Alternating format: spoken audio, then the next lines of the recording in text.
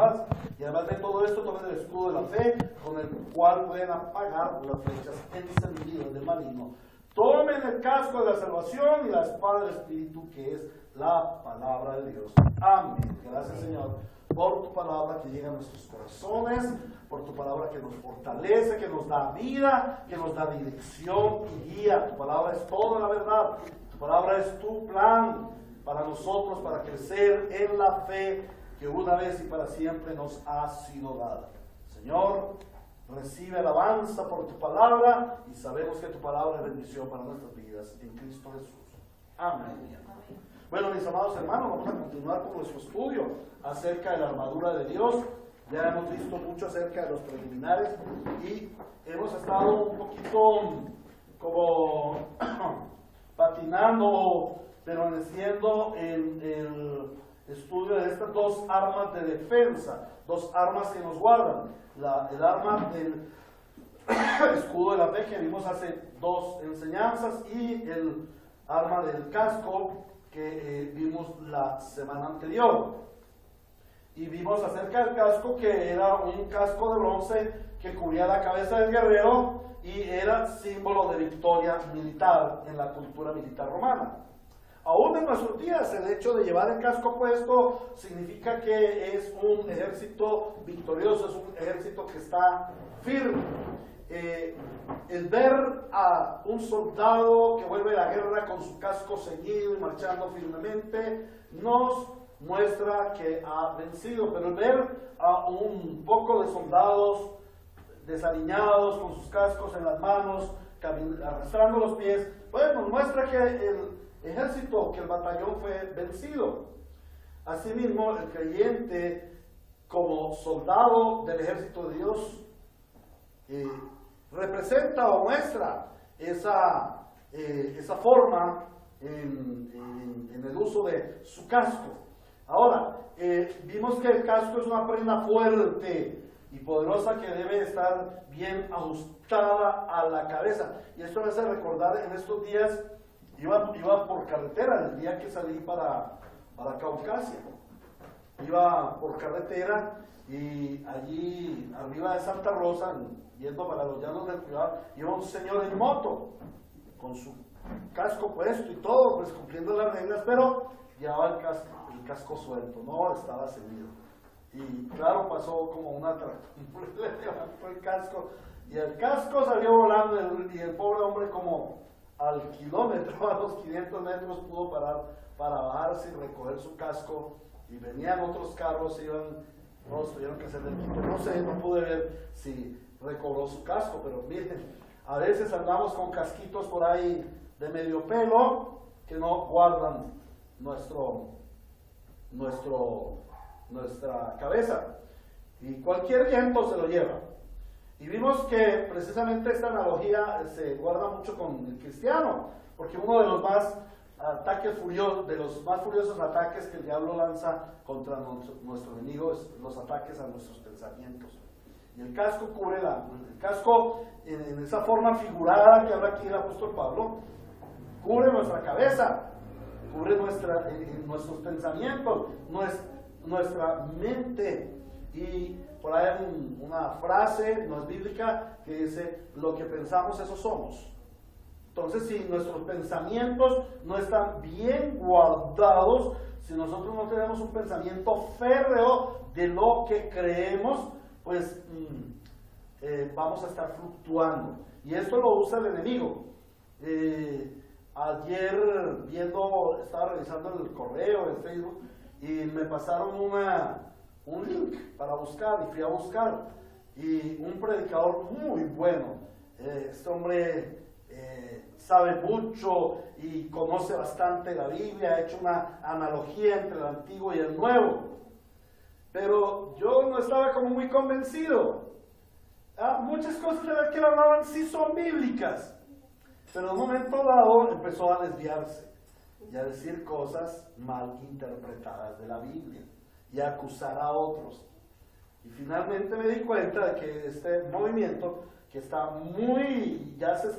surgiendo mucho, es un movimiento judaizante que pretende volver a la iglesia a celebrar el Shabbat, el sábado, guardar el día sábado. Ya hemos visto por la palabra que el Shabbat, o sea, el descanso del creyente, es el primer día de la semana, ¿cierto? Hay una gran diferencia entre los pactos. Él no quiere reconocer la diferencia entre los pactos. Él quiere seguir en el pacto antiguo y celebrar todas las fiestas judías, las 4 fiestas del Antiguo Testamento. Y eso le gusta a la gente. ¿Y por qué eso le gusta a la gente?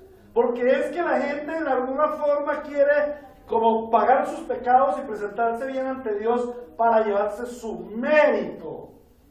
Es que todo hombre quiere llevar mérito ante Dios y decir, mira, Dios, yo soy bueno, yo he hecho, yo he cambiado, yo ya no tomo, yo ya no fumo, yo ya no soy mujeriego, yo ya no peleo con mi mujer, yo ya no soy chismosa. ¿Sí? Yo ahora me he visto de falda larga, yo ahora tengo el pelo largo, yo ahora uso mantilla, Todos esos son cosas mundanales. No es por lo que nosotros hacemos, es por lo que Él hizo en la cruz. Y siempre van a venir falsas doctrinas que nos quieren conducir a salir de la gracia para entrar en las obras. Entonces, ¿qué sucede? Si yo no hubiera estado férreo en la fe, si no hubiera tenido mi casco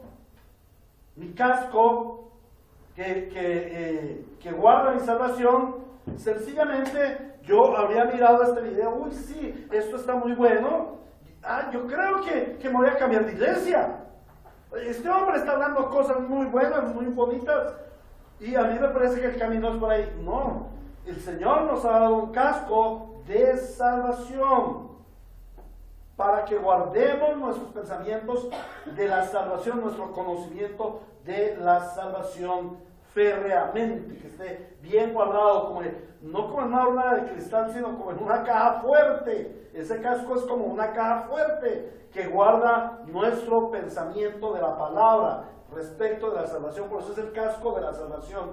Guarda nuestro pensamiento de la palabra respecto de nuestra salvación. Y vimos que el casco de la salvación debe contemplar 3 aspectos. Primero, un conocimiento correcto de la salvación. Nosotros debemos conocer correctamente toda la doctrina de la salvación. La iglesia debe estar estudiando frecuentemente soteriología. Soteriología es el estudio de nuestra salvación.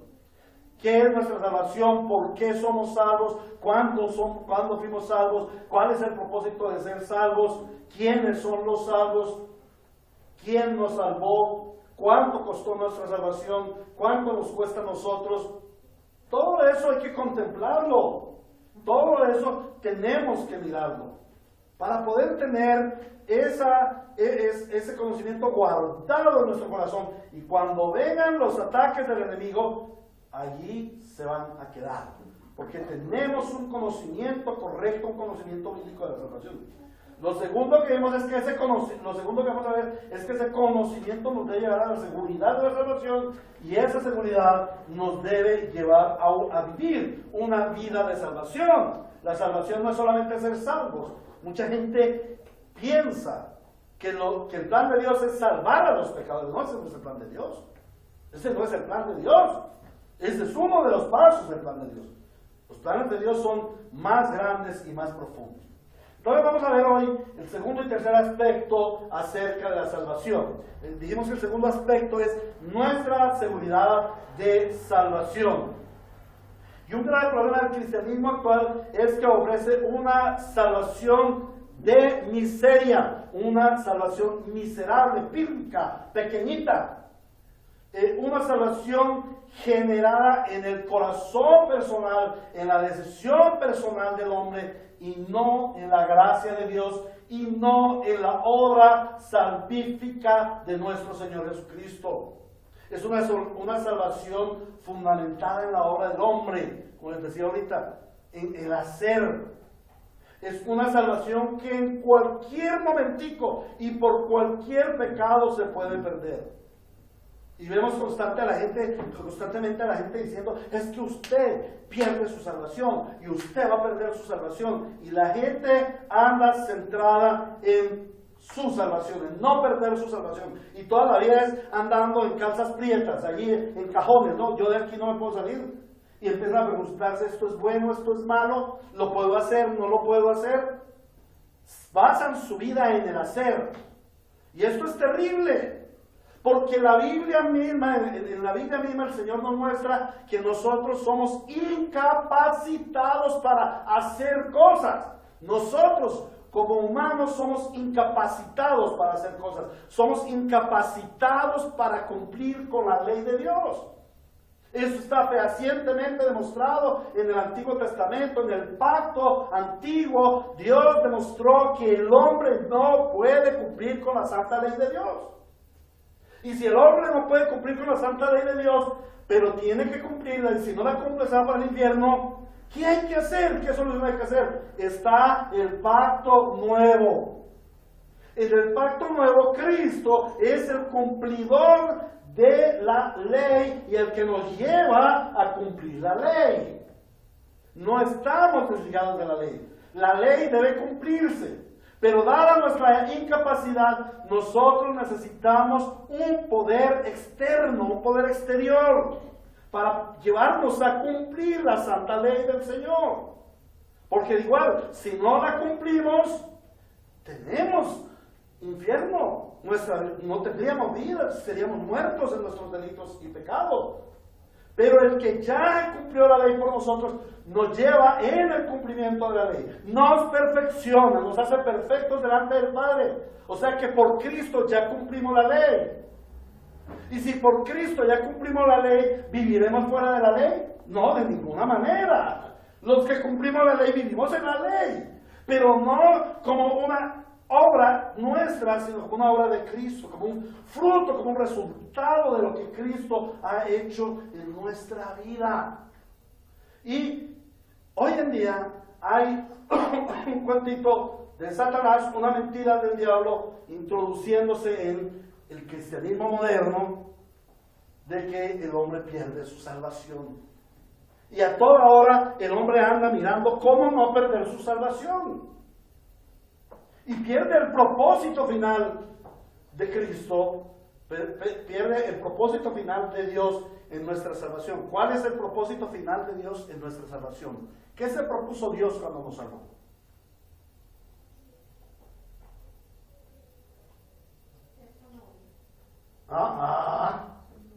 Ser su esposa.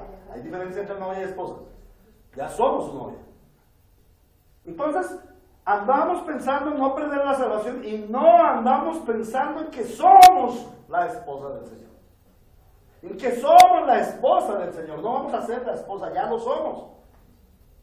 No vamos a ser algún día la esposa del Señor. No, ya lo somos. ¿Y por qué ya lo somos? Porque Él vino y ya nos redimió, o sea, nos compró para Él como su esposa. En la Biblia no vemos la novia del Señor, vemos la esposa del Señor. ¿Sí? Una esposa blanca, emblanquecida, sin mancha, sin pecado, sin arruga ni cosa semejante. ¿Emblanquecida por quién? Por Él.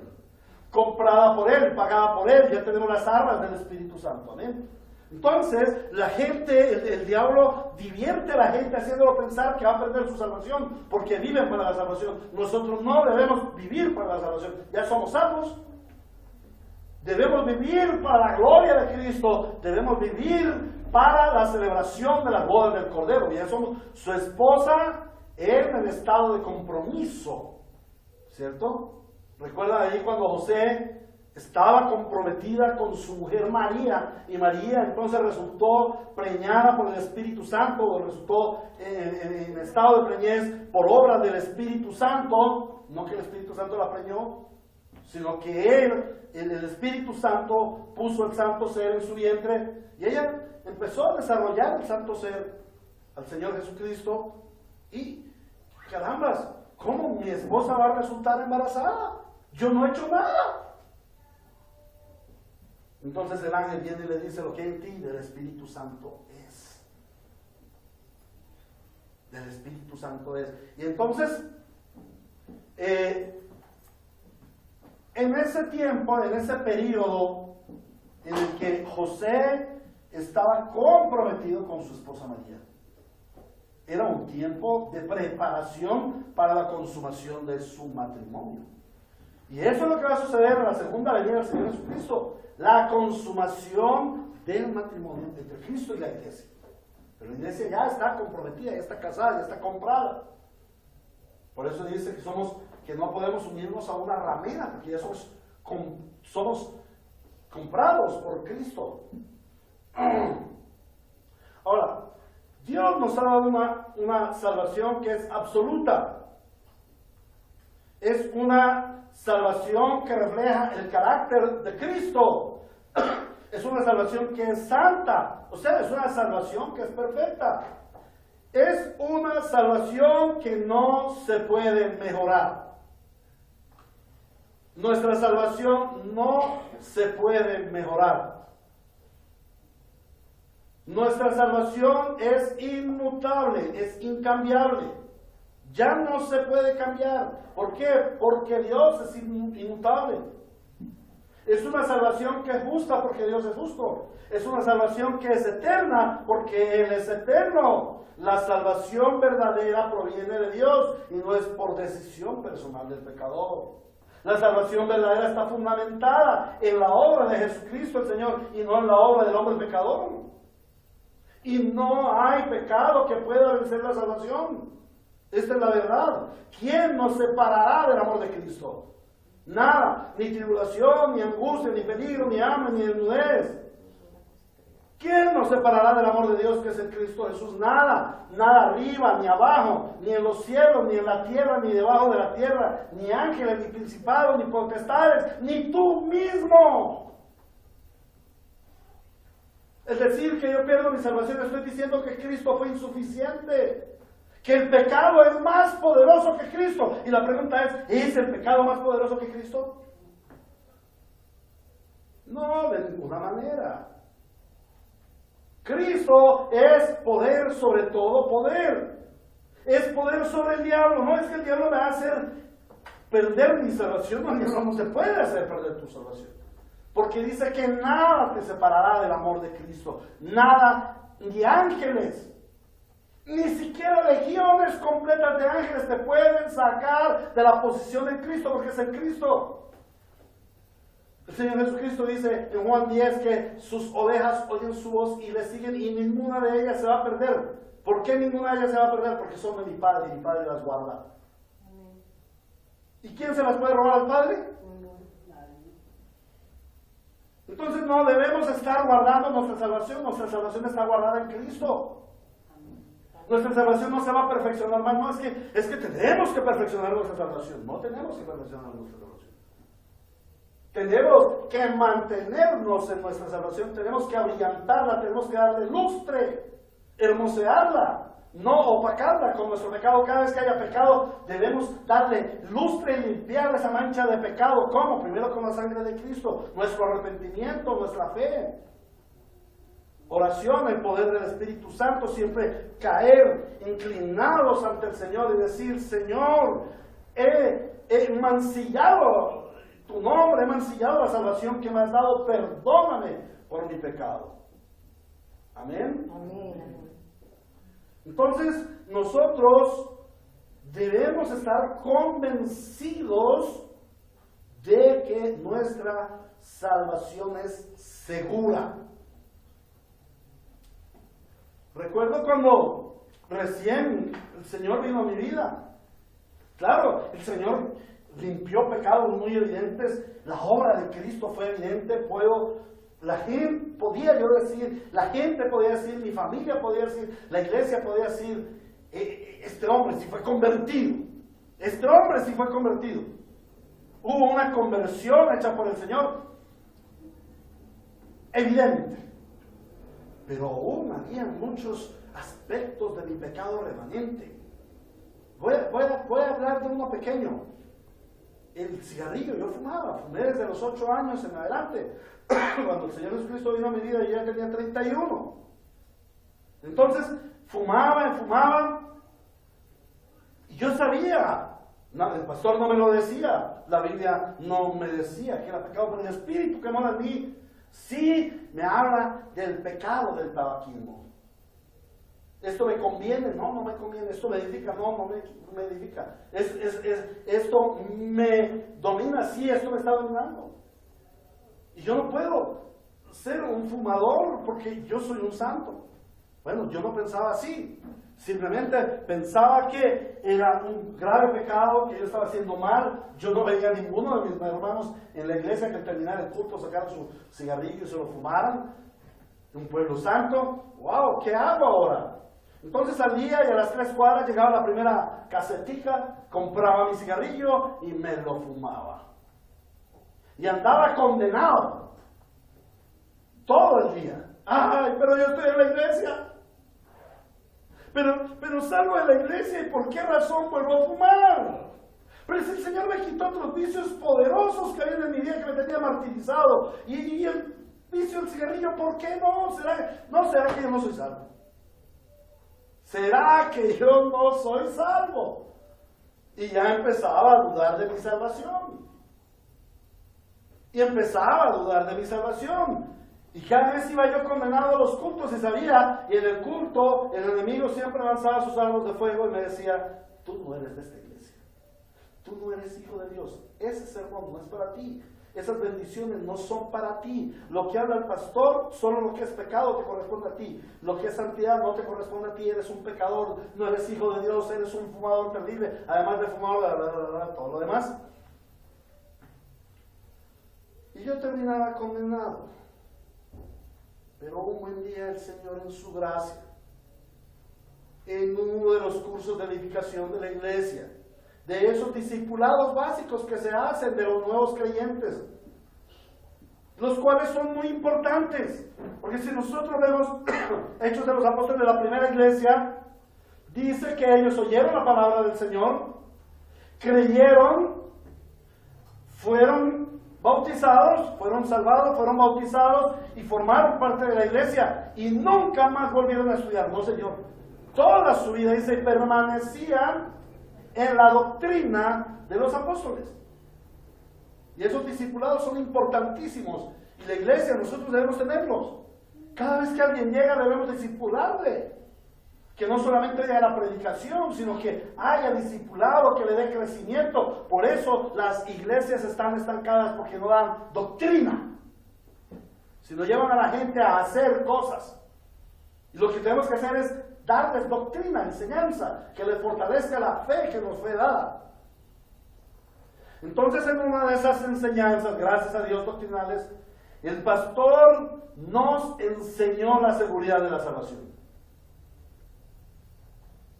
Y hasta ahí llegó mi condenación. Gracias al Señor. Me di cuenta que yo no era un condenado, sino un salvado. Amén. Y a partir de ese momento empecé a tener victorias sobre muchos pecados. Porque ya sabía quién era. Y aún esa es una de mis fortalezas luchando contra el pecado. Y cada vez que pego digo yo, pero yo soy salvo, Señor. Entonces voy a seguir parado y enfrentado contra este pecado. Voy a seguir luchando porque yo soy salvo y el pecado no tiene poder ni autoridad sobre mí. Porque Cristo venció al pecado y quitó su autoridad sobre mí. Pero aún ese remanente tan fuerte sigue impulsándome a pecar. Entonces debo inclinarme, debo pedir perdón por mis pecados, arrepentirme y pedir la fortaleza del Señor para que permanezca en esa lucha contra el pecado. ¿Por qué? Porque yo soy salvado. Yo lucho contra el pecado porque soy salvado. Y les recuerdo que en cierta ocasión vino una hermana a decirle al pastor Oscar Arocha, Pastor Oscar, yo no voy a volver a la iglesia. ¿Y por qué no vas a volver a la iglesia, hermano? Bueno, porque yo creo que no soy salva. ¿Y por qué crees que no eres salva? No, porque es que yo aborrezco el pecado, yo no quiero pecar, pero no hago sino caer en pecado. Y caigo una y otra vez. Y entonces el pastor Arocha le dijo, tranquila, no te preocupes. ¿Cómo así que no me voy a preocupar? No te preocupes. Tú eres salvada. No, ¿cómo va a decir usted que yo cayendo en pecado soy salvada? Sí. Porque si usted no fuera salvada del pecado le importaría un pito. Pero porque usted es salvada, aborrece el pecado. Todo aquel que aborrece el pecado es de Cristo. Pero el que ama el pecado no es de Él. Porque el pecado es del diablo. Y Jesús el Señor vino ¿a qué? A deshacer las obras del diablo. Y Jesús está deshaciendo las obras del diablo en ti. Amén. ¿Por qué? Porque eres salvo. Amén. Pero si tú no tienes esta convicción teológica en tu mente y en tu corazón, los dardos de fuego del maligno te van a decir: tú no sirves para nada, tú no eres nadie, no vuelvas a la iglesia, no creas en toda esa mentira de la Biblia, no vuelvas a creer, tú eres condenado.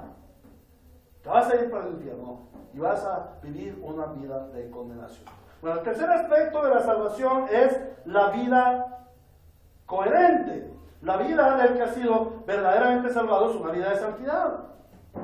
Dios nos lleva a vida de santidad porque somos salvados.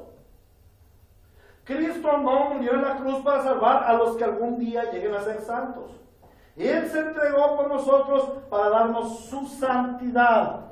Nosotros no llegaremos algún día a ser santos por nuestras propias obras. Ya somos santos. ¿Por qué? Por lo que Cristo hizo. Y porque Cristo nos hizo santos. Si somos santos, entonces debemos vivir como santos y no de otra manera. Quien vive como un cerdo en el chiquero es porque es un cerdo. Si camina como pato, si habla como pato, si come como pato, ¿qué será? Pato. Si vive en el pecado, le gusta su pecado, no quiere salir de su pecado, ¿cómo qué es? Pecador. Se aborrece el pecado, lucha contra su pecado, ¿qué es? Salvo. La vida del cristiano debe ser coherente. Quien vive en la casa del Padre es porque es hijo. Si Dios Santo nos ha dado salvación para convertirnos en hijos, por ende viviremos en la casa del Padre Santo como hijos santos. Y allí lo vemos en Efesios capítulo 1, lo recordamos, versículo 4, Dios nos escogió en Él antes de la fundación del mundo para que seamos santos y sin mancha delante de Él. No en amor, nos predestinó para ser adoptados como hijos suyos mediante Jesucristo. Amén.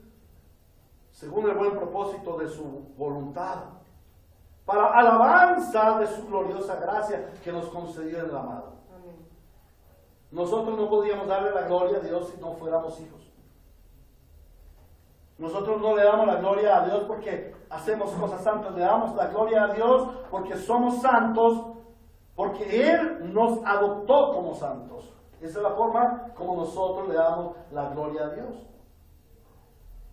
Entonces el creyente debe tener un pensamiento renovado, un pensamiento de salvación, un pensamiento que se conforme al pensamiento de Dios.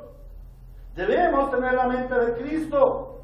Y esto es pensar, ver, oír, hablar y actuar como Cristo. Permanentemente debemos preguntarnos: ¿soy como Cristo es?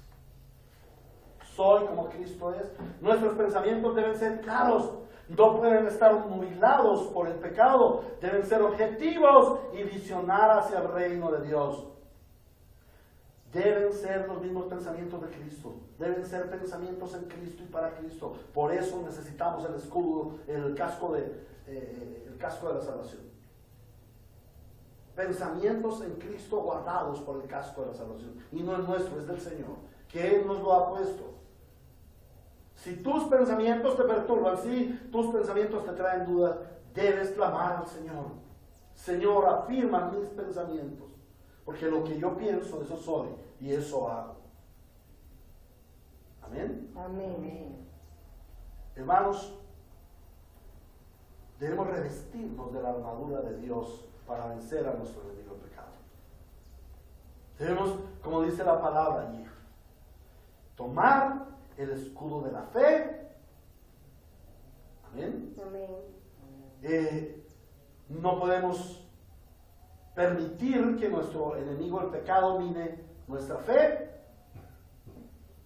Debemos tomar el casco de la salvación, conocer la salvación, tener seguridad de la salvación y vivir una vida de salvación.